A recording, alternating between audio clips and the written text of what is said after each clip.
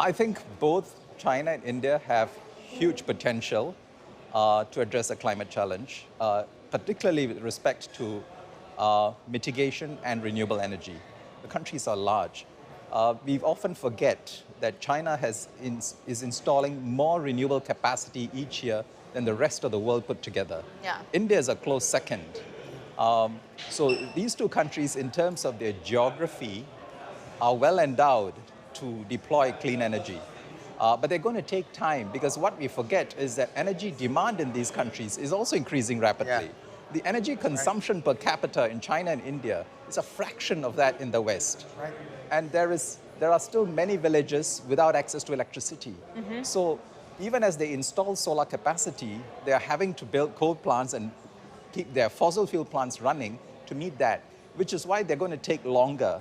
But surely they will get there because of the inherent capacity for renewable energy. Actually, where I worry more is Southeast Asia. Because similar situation, rapid growth in energy demand, rise of middle class, urbanization, people having access to electricity. So you mean Indonesia, Philippines, Vietnam? Yes, all the countries around us, including us. We are in many ways alternative energy disadvantaged. Singapore particularly so because we're a small island, Right. city-state. Imagine New York, Yeah. deploying clean energy entirely within the city. But even in the countries that are relatively well endowed, they do have challenges with grid, for instance. It's forested, mountainous. Laying those transmission lines is not easy, not straightforward.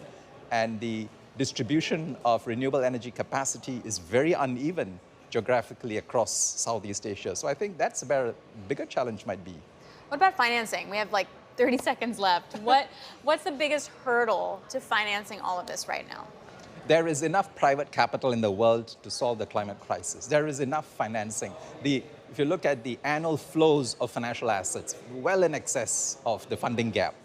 The problem is you need to find bankable projects at appropriate risk-return metrics. And this is where you need blended finance with public capital coming in to catalyze private capital. That synergistic combination is what we need, and that will be enough to solve this.